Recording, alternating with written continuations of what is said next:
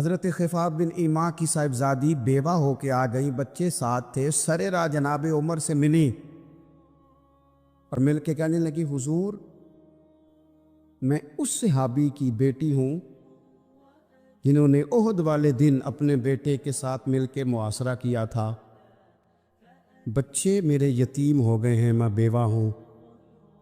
حضرت فاروق اعظم رضی اللہ تعالیٰ عنہ نے فہرست نہیں مانگی، خرچے کی ڈیٹیل نہیں مانگی، تم آنا فلانے سے ملنا، پرسوں 9 بجے آ جانا دفتر، یہ کوئی بات نہیں کی۔ حضرت عمر غور سے کھڑے، اس بیٹی کی بات سنی، چھم چھم سیدنا فاروق کی آنکھوں سے آنسو گرے، دوڑ کے گھر گئے، ایک اونٹ نکالا، وہاں سے مال غنیمت کا مال کے بھر کے 2 بوریاں، اور بوریوں میں کیا تھا؟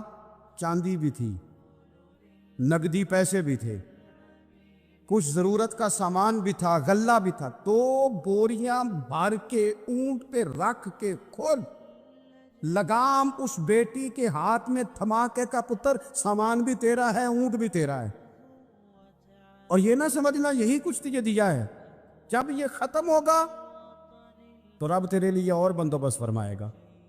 کیا مانا کہ ڈیوٹیاں لگا دی گئی ہیں، ہمیں پتہ ہے یہ سامان کب تک ختم ہو جائے گا، پیسے کب تک ختم ہو جائیں گے، تیرے لیے میں نے نئے حکم بھی جاری کر دیے ہیں۔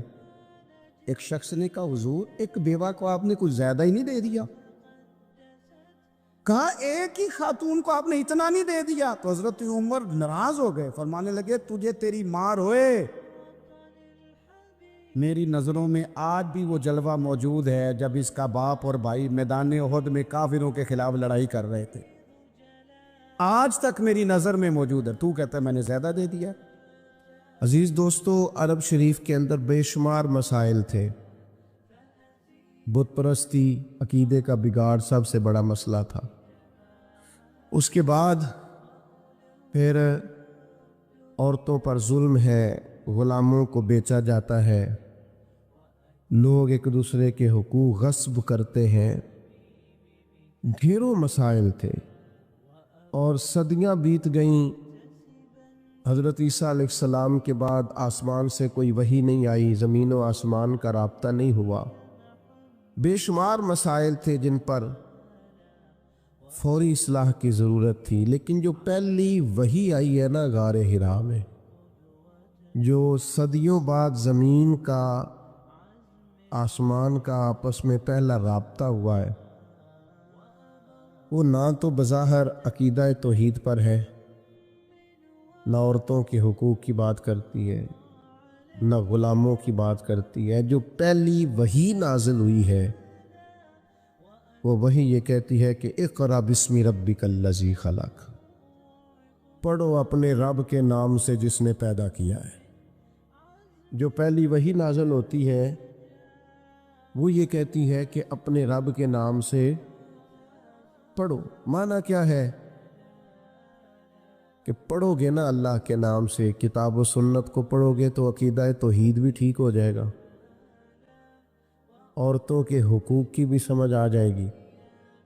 یہ جو سٹیج پہ دوست بیٹھے انہیں موبائل نہیں چلانا چاہیے، ان کے لیے تو بالکل درست نہیں ہے۔ اللہ سلامت رکھے آپ حضرات کو۔ توجہ تقسیم ہوتی ہے نا، سامنے والے تو آپ کو دیکھتے ہیں، توجہ تقسیم ہوتی ہے، آپ مہربانی فرمائے صرف سنیں، نیچے چلے بیٹھے ہیں ان کا معاملہ ہو رہا ہے۔ بھائیوں، پہلی وحی جو نازل ہوتی ہے وہ علم کی بات کرتی ہے۔ تعلیم اتنی بڑی روشنی ہے جس کی وجہ سے سارے اندھیرے ہی ختم ہو جاتے ہیں۔ بعض اوقات نا اندھیرے زیادہ ہوتے ہیں اور اس اندھیرے کی وجہ سے موذی بھی زیادہ جمع ہو جاتے ہیں۔ کسی کمرے میں اندھیرا ہو تو سانپ بھی آ گیا، بچھو بھی آ گئے، چھپکلیاں بھی آ گئیں۔ اب اگر آپ اندھیرے میں ان سب کو مارنا چاہیں گے تو نہیں مار سکیں گے، ہاتھ نہیں آئیں گے، تکلیف ہوگی۔ ان سارے موذی جانوروں سے بچنے کا بہترین حال یہ ہے کہ کمرے میں اجالا کر دیں۔ آپ کے لائٹ جلاتے ہی بہت سارے جانور تو ویسے ہی بھاگ جائیں گے، مارنے ہی نہیں پڑیں گے۔ تو یاد رکھیے کہ اندھیرا کفر کا ہو، شرک کا ہو، ظلم کا ہو، جبر کا ہو، اس کا علاج کیا ہے کہ علم کا چراغ روشن کر دو۔ علم کی روشنی آپ کو پتہ ہے جو جاہل پیر ہوتا ہے نا، وہ اپنے آستانے پہ مدرسہ نہیں بناتا۔ کیوں؟ کہ جو پرانے وڈیرے ہوتے تھے نا، اللہ ماشاءاللہ سارے نہیں، لیکن جو پرانے وڈیرے ہوتے تھے وہ اپنے گاؤں میں اسکول نہیں بننے دیتے تھے۔ جو جاہل تھے وہ کیوں نہیں بننے دیتے تھے؟ وہ کہتے تھے اگر غریبوں کے بچے پڑھ گئے تو ہماری بھینسوں کو چارہ کون ڈالے گا، پڑھنے نہیں دیتے تھے۔ جاہل پیر اپنے آستانے پر مدرسہ نہیں بننے دیتا، اس کو پتہ ہوتا ہے اگر یہ بچے پڑھ گئے تو مجھے پیر کون مانے گا، میرا تو سودا ہی جہالت کی وجہ سے بکتا ہے، اگر یہ پڑھ گئے تو پھر مجھے تھوڑی مانے گے، ان کو سمجھ آ جائے گی کتاب و سنت کیا کہتی ہے۔ علم کی روشنی، کتاب و سنت کا علم، یہ آپ کو باطنی طور پر توانا کرتا ہے۔ یہ دور آیا ہے لوگ موٹیویٹ ہونا چاہتے ہیں، اس کے لیے موٹیویشنل اسپیکرز کے پاس جاتے ہیں کہ مجھے قائل کر دیا جائے۔ میاں بیوی کے باہمی معاملات ایک بہت بڑا اور اہم ایشو ہوتا ہے۔ آپ کو پتہ ہے کسی گھر کے اندر گھر بھی کشادہ ہو اور اولاد بھی ہو، ساری نعمتیں موجود ہوں، لیکن میاں بیوی کا پیار نہ ہو، اس گھر میں رہا نہیں جا سکتا۔ ساری آسانیوں کے باوجود اس گھر میں اذیت ہوتی۔ اب اس پر کتابیں لکھی جاتی ہیں، اب تو باقاعدہ سیشن ہونے لگے ہیں، لوگ موٹیویٹ ہوتے ہیں کہ حقوق کا پتہ چلے، ایک دوسرے کے ساتھ گزارا کیسے کرنا ہے۔ میں کہتا ہوں آپ ساری تعلیمات چھوڑیں، قرآن و سنت سے فیض لیں، آپ کا سینہ روشن کر دے گا۔ ایک جملہ قرآن مجید کا، ہن لباس لکم وانتم لباس لہن، مرد عورت کا لباس ہے، عورت مرد کا لباس ہے۔ یہ ایک جملہ قرآن مجید کا، صرف ایک، مرد عورت کا لباس ہے اور عورت، یہ صرف ایک جملہ سمجھ میں آ جائے نا، آپ کبھی غور کریں تو آپ کو اندازہ ہوگا۔ بڑی باتیں یہاں بڑے خوبصورت پہلو علماء تفسیر نے چھیڑے ہیں۔ 3 باتیں عرض کرتا ہوں۔ علماء نے لکھا ہے مرد عورت کا لباس ہے۔ یہ دیکھیں کتاب و سنت کے علم کی روشنی کا کیا حال ہے۔ مرد عورت کا لباس ہے اور عورت مرد کا لباس ہے۔ فرماتے ہیں پہلی بات یہ ہے کہ گرمی ہو یا سردی ہو، جسم کو موسم کی شدت سے لباس ہی بچاتا ہے۔ آپ یعنی سخت گرمیوں میں بھی لوگ کہتے ہیں سر پہ کپڑا لے لو تاکہ دھوپ کی تمازت سے بچ سکو۔ گرمی ہو یا سردی ہو، موسم کی شدت سے لباس بچاتا ہے، تو میاں بیوی بھی ایک دوسرے کو حالات کی شدت سے بچاتے ہیں۔ اس رشتے کی خوبصورتی ہے۔ پھر آپ یہ دیکھیں کہ بعض اوقات جسم پر دھبے ہوتے ہیں، عیب ہوتے ہیں، لباس پہن لیں تو سارے چھپ جاتے ہیں۔ معنی کیا ہے؟ میاں بیوی ایک دوسرے کے عیب چھپاتے ہیں۔ پھر انسان کتنا بھی خوبصورت کیوں نہ ہو، بغیر لباس کے خوبصورت نہیں ہوتا۔ اللہ کرے آپ کو سمجھ آئے۔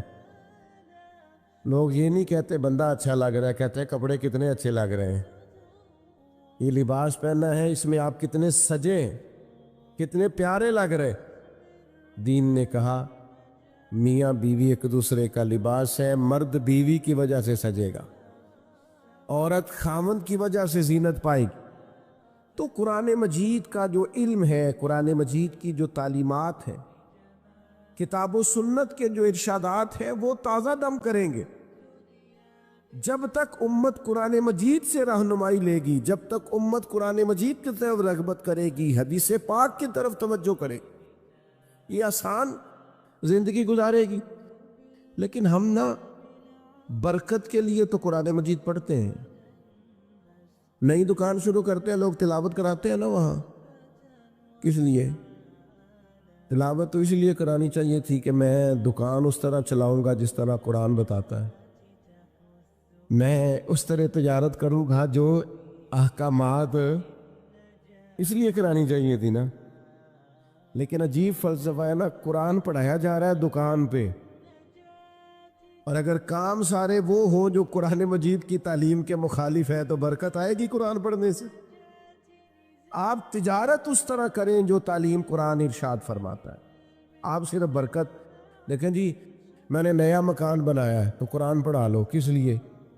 آپ یہ بتائیں کہ آپ نے مکان اسی طرح بنایا نا حلال پیسوں کا جو قرآن بتاتا ہے، آپ اس میں زندگی اسی طرح گزاریں گے جو قرآن تعلیم دیتا ہے؟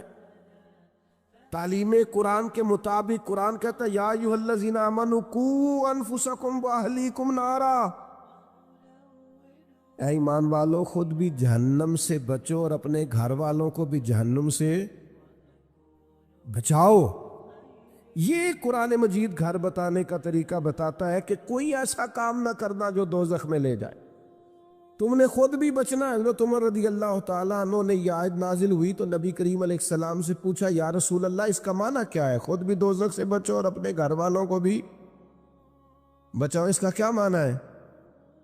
تو نبی پاک علیہ السلام نے فرمایا عمر اس کا معنی یہ ہے کہ جن چیزوں کا اللہ رسول تمہیں حکم دیتے ہیں تم اپنے گھر والوں کو ان چیزوں کا حکم دو، اور جن چیزوں سے رب رسول تمہیں منع کرتے ہیں تم اپنے گھر والوں کو ان چیزوں سے منع کرو۔ مطلب کیا ہوا کہ گھر اس طرح چلاؤ جو دین کہتا ہے، اپنے گھر کے اندر نظام وہ نافذ کرو جو قرآن و حدیث کا نظام ہے، جو قرآن و سنت کا پیغام ہے، لیکن لوگ تلاوت کرائیں گے گھر میں برکت کے لیے۔ قرآن کے مطابق گھر چلانے کی کوشش ہے۔ صحابہ کا یہ طریقہ تھا کہ قرآن و سنت کا جو حکم انہیں ملتا تھا اس پر عمل کرتے تھے۔ ہمارے ہاں بڑی برکت ہوتی ہے ماشاءاللہ جی، تلاوت ہو جائے پہلے، اللہ خیر کرے، سیاسی جلسوں میں بھی پہلے تلاوت ہوتی ہے، بعد میں ترجمہ بھی ہوتا ہے۔ او خدا کے بندے ان سے پوچھ کہ تلاوت اور ترجمے کی حد، اور پتہ نہیں کس بیماری کا نام ہے جمہوریت، اور کس خاص افہیم کا نام لوگوں نے رکھ لیا ہے جمہوریت، نہ کسی جماعت میں ہے نہ کسی جگہ ہے، اور پتہ نہیں اسلام تو کسی جمہوریت کا قائل نہیں، اسلام تو خلافت کا قائل ہے۔ اسلام تو کہتا ہے کہ آپ کو کوئی نیا قانون بنانے کی ضرورت ہی نہیں، قانون تو اللہ رسول نے بنا دیے، آپ نائب بن کے ان کا نفاذ کرے، بات ختم ہو گئی۔ اور لوگ اپنا اپنا چورن بیچتے ہیں، اور قوم کو وہ جس زمانے میں غالباً 97 میں یا 99 میں ایک حکومت بدلی تھی، تو میں صبح صبح ایک جگہ پہ اخبار پڑھ رہا تھا تو ایک بابا جی ناشتہ بیچا کرتے تھے، میں نے ان سے کہا آپ کو پتہ ہے رات کی حکومت بدل گئی؟ کہنا پتر جیڑا مرضی آوے میں تے مزدوری کر کے روٹی کھانی، سانوں تے حکومتاں نہ کدے کو فائدہ نظر، محنت کرتے ہیں تو کھاتے ہیں، کہیں نظر نہیں آتا یہ معاملہ کیا ہے۔ تو بھائی یاد رکھیں گے آپ کہ آپ تلاوتیں تو کرا رہے ہیں اسمبلیوں میں بھی، دیگر جگہوں بھی، یہ بھی بتائیں کہ قرآن کے نظام کے مطابق چلا رہے ہیں نظم کو۔ قرآن مجید حدیث پاک یہ عمل کے لیے ہے۔ ہمارے ہاں جلسے ہوتے ہیں، کتنے گھنٹے کی تقریر ہوئی؟ 3 گھنٹے کی۔ کتنے گھنٹے کی تقریر ہوئی؟ 2 گھنٹے۔ کتنے گھنٹے کی تقریر ہوئی؟ 1.5 گھنٹے کی۔ اب آپ ساری تقریر چھوڑیں، 5 منٹ اس جو تقریر ہے اس میں سے 5 منٹ والی تقریر پہ عمل کریں، جو بتایا گیا اس میں سے 5۔ میں ایک جگہ پہ بیان کے لیے گیا تو گفتگو میں نے کی، میں آ گیا، اگلے سال وہ دوست پھر آ گئے، کہنے لگے پچھلے سال آپ نے 25 منٹ تقریر کی تھی، آیت کی لمبی کیجئے گا۔ میں نے کہا 25 منٹ والی پہ عمل ہو گیا؟ اگر تو 25 منٹ والی پہ عمل ہو گیا تو چلو اس دفعہ 40 منٹ کر لیتے ہیں، لیکن اگر ہم نے قرآن و حدیث کو بھی معاذ اللہ کانوں کے ذائقے کے لیے رکھا ہوا ہے، کیا بات کی، بڑا مزہ آیا ماشاءاللہ، وہ عمل کب کرنا؟ صحابہ کرام نے کتاب و سنت کو لیا تو وہ سمجھتے تھے یہی تعلیمات نجات ہے، جو حکم آیا عمل کیا۔ اللہ نے فرمایا لن تنالوا البر حتی تنفقوا مما تحبون، تم ہرگز بھلائی کو نہیں پہنچو گے جب تک اپنی پیاری چیز خرچ نہ کرو۔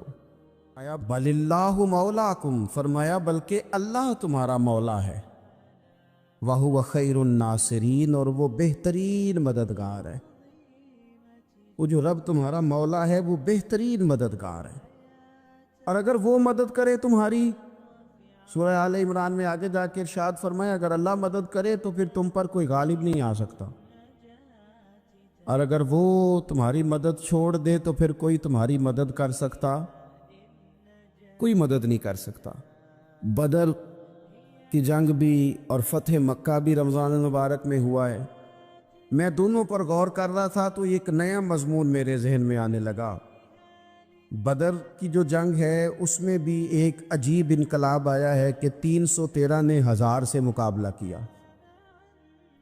اور جن 1000 سے مقابلہ کیا وہ اسلحے سے لیس تھے، اور یہ جو 313 ہیں ان کے پاس 6 زرہیں، 8 تلواریں، چند گھوڑے، لیکن اللہ نے کامیابی دی تو خود رب نے بیان کیا کس طرح دی۔ فرمایا وَلَقَدْ نَصَرَكُمُ اللَّهُ بِبَدْرٍ وَأَنْتُمْ أَذِلَّةٌ۔ وہ کامیابی اس طرح ملی ہے کہ رب نے تمہاری مدد کی تھی، تم تو کمزور تھے، اللہ نے بدر میں تمہاری مدد کی، تم جیت گئے۔ وَلَقَدْ نَصَرَكُمُ اللَّهُ بِبَدْرٍ وَأَنْتُمْ أَذِلَّةٌ، اللہ نے بدر میں تمہاری مدد کی، تم تو کمزور تھے۔ پھر فتح مکہ نصیب ہوئی تو اس میں بھی بہترین منصوبہ بندی نبی پاک علیہ السلام نے فرمائی، بہترین حکمت عملی حضور نے اپنائی، لیکن ہمیں جو اللہ رسول نے بات سمجھائی وہ کیا ہے؟ اذا جاء نصر اللہ والفتح، فرمایا جب اللہ کی مدد آئی اور فتح نصیب ہو گئی۔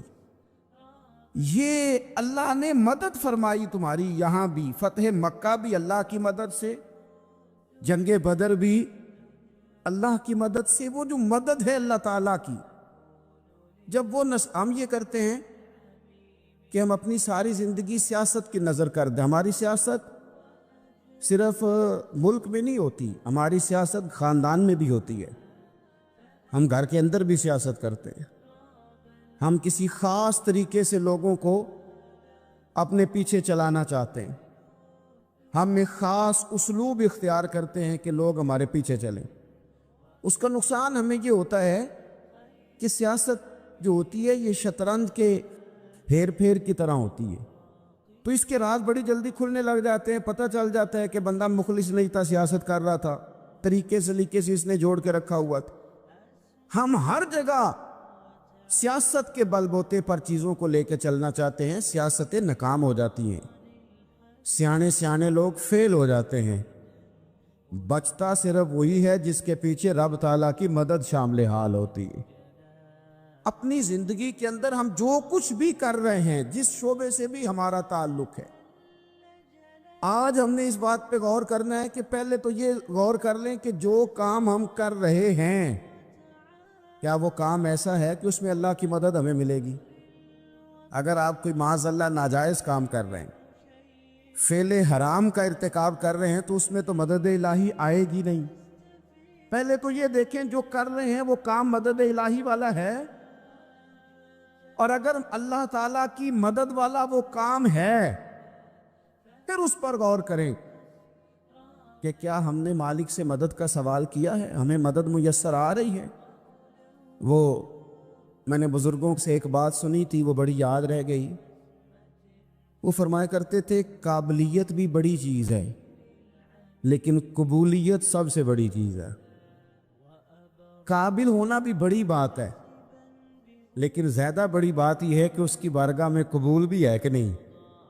اپنی زندگی میں اللہ کی مدد کی طرف بڑھیں، مالک کی مدد کا حصول اختیار کرنے کی کوشش کریں، اللہ کے ساتھ اپنے آپ کو جوڑیں۔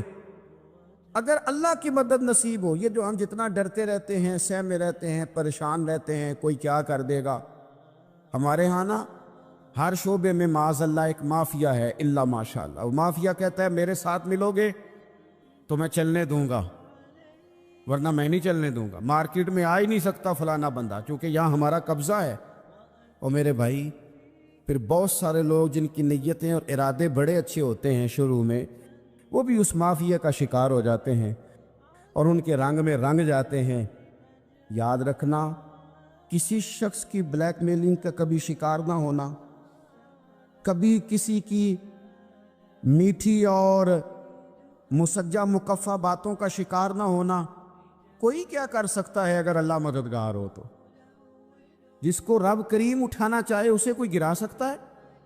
ہم یہ ڈرے ڈرے سہمے سہمے پریشان پریشان فیصلہ کرنے کی طاقت نہیں، مجھے چلنا چاہیے کہ نہیں، اٹھنا چاہیے کہ نہیں، کرنا چاہیے، اٹھ باندھ کمر کیوں ڈرتا ہے؟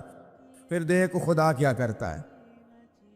حضرت عبداللہ ابن عباس فرماتے ہیں میرے نبی پاک علیہ السلام نے میری تربیت فرمائی، حضور نے میری تربیت فرمائی، اور محبوب پاک علیہ السلام نے فرمایا عبداللہ یاد رکھنا، یہ نوجوان دوست میری بات لکھ لیں، پریشان لوگ میری بات لکھ لیں، جن کے پاس قوت فیصلہ نہیں وہ اس بات کو لکھ لیں۔ حضرت عبداللہ ابن عباس فرماتے ہیں میرے نبی پاک علیہ السلام نے مجھ سے فرمایا تھا عبداللہ سن، اگر ساری دنیا مل کے تیرا کوئی نفع کرنا چاہے، کر نہیں سکتی جب تک میرے رب کی رضا نہ ہو، اور فرمایا ساری دنیا مل کے تیرا کچھ بگاڑنا چاہے تو عبداللہ بگاڑ نہیں سکتی جب تک رب کریم کی حکمت کا تقاضا نہ ہو۔ لوگوں سے ڈرنا، لوگوں کی طرف دیکھنا، ماحول دیکھ کے اپنے راہ کا تعین کرنا، ہر بندے کے خیالات کے مطابق ڈھلنے کی کوشش کرنا، فلانا نہ ناراض ہو جائے، فلانا نہ ناراض ہو جائے، وہ جس نے ہونا ہو جائے، بس رب رسول ناراض نہ ہو۔ اپنی زندگی میں اپنے مالک کو مولا جان کے، بل اللہ مولاکم، اللہ تمہارا مولا ہے، وَهُوَ خَيْرُ النَّاصِرِينَ، وہ بہترین مددگار ہے۔ توجہ جب بھی کریں رب کی جانب کریں، اپنے دل کا قبلہ درست رکھیں، سوچوں کے زاویے سیدھے رکھیں۔ میرے بھائی، مالک جب بندوبست کر دے نا، جب مالک بندوبست کر دے، پھر ایسا بندوبست کرتا ہے کہ لوگوں کے پاس نا چارہ نہیں رہتا۔ حضرت مریم رضی اللہ تعالی عنہا پاک باز تھی، مسجد میں رہی تھی، پر مالک کی حکمت کے تقاضے بڑے عجیب ہیں نا۔ پھر جناب مریم کو اللہ تعالیٰ نے بغیر شوہر کے اولاد عطا کر دی۔ یہ بات یہ ایسی تھی، کسی نے کہا تھا کہ مخلوق تو فنکار ہے اس درجہ کے پل بھر میں سنگے در کعبہ سے بھی اصنام تراشے، تم کون ہو کیا چیز ہے داغ کبابی، لوگوں نے تو مریم پہ بھی الزام تراشے۔ تو لوگوں نے کہا کدھر سے لے آئی بچہ، تیرا باپ تو ایسا نہیں تھا، کہاں سے لے آئی؟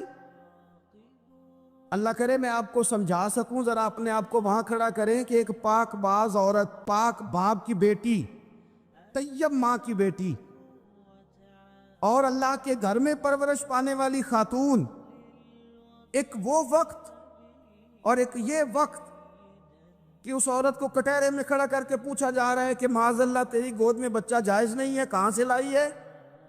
اب خود سے صفائیاں بندہ کتنی کو دے، کتنی کو وضاحتیں کرے؟ اور میں نے تو اپنی زندگی میں دیکھا ہے زیادہ وضاحت دینے والے کو بھی لوگ جھوٹا سمجھنے لگ جاتے ہیں، زیادہ وضاحت دینے پر بھی لوگ کمزوری کا اظہار سمجھتے ہیں کہ کمزور پڑ گیا۔ آپ صلح کی کوشش کرتے ہیں، سامنے والا بزدل سمجھ لیتا ہے، زیادہ وضاحتیں بھی کمزور کر دیتی ہیں۔ اب حضرت مریم کو کٹہرے میں کھڑا کر کے کہا بچہ کس کا ہے؟ تو پھر خدا بندوبست جب کرے، اللہ جب مددگار ہو، تو پھر حضرت مریم کی گواہی درختوں سے نہیں دلوائی، اس نے پتوں سے نہیں دلوائی، پھر فرشتے نہیں بھیجے۔ حضرت مریم کہنے لگی مجھ سے نہ پوچھو، وہ جو پنگوڑے میں ہے اسی سے پوچھ لو، ان سے پوچھو نا، وہ کون ہے پوچھ لو، ان سے کر لو سوال۔ انہوں نے کہا پنگوڑے میں چند دنوں کا بچہ یہ جواب دے گا؟ مددگار تھا رب، ان کی برات کا اعلان کرنا تھا مالک نے، اور جب مالک اعلان کر دے، جب مالک تیری صفائی دینا چاہے، جب مالک تجھے دنیا کے سامنے نکھارنا چاہے، تو پنگوڑے میں لیٹے حضرت عیسیٰ بول کے کہنے لگے انی عبداللہ آتانی الکتاب، فرمایا میں اللہ کا بندہ ہوں، رب نے مجھے کتاب عطا کر کے نبی بنا کے دنیا میں بھیجا ہے۔ میں اللہ کا بندہ ہوں، کتاب لے کے آیا ہوں، نبی بن کے آیا ہوں۔ پھر پنگوڑے سے اعلان ہو گیا، پھر بچہ بول پڑا، اور یہ ایک دفعہ نہیں بات ہوئی۔ یہ بنی اسرائیل میں ایک جریج نام کے شخص بھی تھے جو نماز پڑھ رہے تھے، بعض نے لکھا ہے نفل نماز تھی، اماں نے پکارا تو آئے نہیں، تو ماں کے منہ سے نکل گیا تو اتنی دیر تک مرے گا نہیں جب تک کسی بے حیا عورت کا منہ نہ دیکھ لے۔ تو وہ عبادت گزار تھے، لیکن لوگوں نے ان کی عبادت، ریاضت، پرہیزگاری کو نہیں دیکھا، بس ایک عورت کو بھیج کے الزام لگوا دیا۔ وہ عورت آیا جایا کرتی تھی، اب آ جاتی ہیں عورتیں، مسئلہ پوچھنے کی نیت سے بھی آ جاتی ہیں۔ ماحول میں کچھ جگہ ایسی بھی ہیں جہاں عورتیں دم کرانے کے بہانے آ جاتی ہیں۔ وہ خاتون آتی جاتی تھی، اس خانقاہ پہ، آستانے پہ، یہ بخاری میں موجود ہے، پھر اس نے کہا میری گود میں جو بچہ ہے یہ انہی کا ہے۔ مجھے بتائیں کیسے بندہ وضاحت دے؟ حالات خراب ہو گئے، لوگ کٹیا جلانے لگے، ماحول اور طرح کا بن گیا۔ میرے نبی پاک علیہ الصلوۃ والسلام فرماتے ہیں پھر اس رب کے بندے نے کہا مالک تو کریم ہے، تیری مشیت کا تقاضا آیا جو میری ماں نے جملے بولے تھے، پر اب میں وضاحت دینے کے قابل نہیں رہا، اب تو ہی کرم کرے گا تو دروازہ کھلے گا۔ تو وہ چند دنوں کا بچہ پنگوڑے میں بول کے کہنے لگا میں اس درویش کا نہیں، میں تو فلانے چرواہے کا بچہ ہوں، وہ جو بکریاں چراتا ہے۔ رب کی مدد کو پکارے، اپنے ساتھ اپنے مالک کی مدد کو شامل کریں، تھوڑے رزق پر بھی گزارا اچھا ہونے لگ جائے گا۔ سارے لوگ آپ کو گرانے کی تدبیریں کر رہے ہوں گے اور مالک آپ کو عزتیں عطا فرما دے گا، اس کی بارگاہ سے حکمت کا تقاضا اور ہو جائے گا۔ ہم نے ساری زندگی لوگوں کو راضی کرنے میں گزار دی، ساری زندگی بڑھاپا آ گیا بچوں کو پالتے، اور بچوں نے آخری عمر میں کہہ دیا ابا اگر کوئی ڈھب کا کام کر لیتے تو آج ہمارے دن بھی پھر نہ جاتے۔ ساری زندگی گزار دی بہن بھائیوں کو راضی کرنے میں، ساری زندگی گزار دی ذمہ داریاں اٹھانے میں، ان کو 99 دفعہ دیا، ایک دفعہ نہیں دیا تو انہوں نے کہہ دیا تو نے تو کبھی دیا ہی نہیں، تو تھا ہی نہیں۔ ساری زندگی محلے داروں، علاقے والوں کو راضی کرنے میں گزار دی، اور میں نے ایسے لوگ بھی دیکھے دین کے لیے وقت گزارا، لیکن جب بڑھاپے میں دانت کام نہ کرتے تھے تو وقت کے مفتیوں کو بھی مسجدوں کی کمیٹیوں نے کہہ دیا اب آپ کی سمجھ نہیں آتی، ہم نے خطیب کو یور رکھنا ہے، نہ دیکھو دنیا کی طرف، دنیا رلا دیتی ہے، نہ راضی کرو بندوں کو، بندے تھکا دیتے ہیں، نہ پیچھے بھاگو ہر وقت دنیا داروں کے، یہ انسان کو کمزور کر دیتے ہیں، وہ تو کریم ہی بڑا ہے، 2 آنسو زمین پر بعد میں گرتے ہیں، بندے کے گناہ سارے پہلے معاف فرما دیتا ہے۔ اللہ کی مدد کا حصول، اپنے مالک کی مدد کی طرف بڑھنا، آپ کو بدر کی جنگ بھی یہی درس دے گی، آپ کو احد کا میدان بھی یہی سبق دے گا، فتح مکہ بھی یہی سبق دے گا۔ میرے دوستو، جب رب مدد فرمائے، جب اللہ مددگار بنے، دوستوں سے ایک بات اکثر کرتا ہوں، میں کہتا ہوں کہ جتنے درد سے آپ امیر کو اپنی کہانی سناتے ہیں نا، اور جس طرح آپ کے آنسو بات کرنے سے پہلے گر جاتے ہیں کہ غریب ہیں، بچیاں ہیں، کاروبار میں، او میرے سنگیو، اس سے آدھے آنسو اپنے رب کی بارگاہ میں بکھیرو، اس کے حضور عرض گزار ہو جاؤ، اس سے طلب کرو۔ ایک وقت انسان پر زندگی میں ایسا آتا ہے کہ اسے یوں محسوس ہوتا ہے کہ میرا سایہ بھی ذرا سا پیچھے ہٹ گیا ہے، اسے یوں لگتا ہے کہ میں کسی سہارے پہ ہاتھ ڈالتا ہوں تو وہ بھاگ جاتا ہے مجھ سے، لیکن مالک کی بارگاہ ایسی عظیم بارگاہ ہے، رب رسول کے آستانے اتنے بڑے ہیں کہ آپ جب وہاں کشکول طلب دراز کرتے ہیں تو جھولی پھیلانے میں دیر لگتی ہے، ان کو بھرنے میں تو کوئی دیر نہیں لگتی۔ ہم نے اپنا سوچ کا قبلہ ہی دنیا کو بنا لیا ہے۔ یہ جو اللہ والوں کی مدد ہے یہ تو اللہ ہی کی مدد ہے، لیکن یہ جو سیٹھوں کی طرف توجہ کرنا، نوابوں کی طرف توجہ کرنا، دنیا داروں کی طرف توجہ کرنا اور اپنا مزاج اس طرح کا بنا لینا، یارو گردن کو جھکا دیتا ہے خیرات کا پتھر، جہاں میں مانگنے والوں کے سر کبھی اونچے نہیں ہوتے۔ اور اقبال کہتے ہیں غیرت ہے بڑی چیز جہان تگ و دو میں، پہناتی ہے یہ فقر کو تاج سردارا۔ میں عرض کروں گا کہ اپنی آپ جب توجہ کا قبلہ اللہ رسول کو بنائیں گے تو رب فرماتے وَيَرْزُقْهُ مِنْ حَيْثُ لَا يَحْتَسِبُ، میں نہ تجھے وہاں سے رزق دوں گا جہاں سے کبھی تیرا گمان بھی نہیں کیا ہوگا کہ یہاں سے بھی مل سکتا ہے، تو نے سوچا بھی نہیں ہوگا۔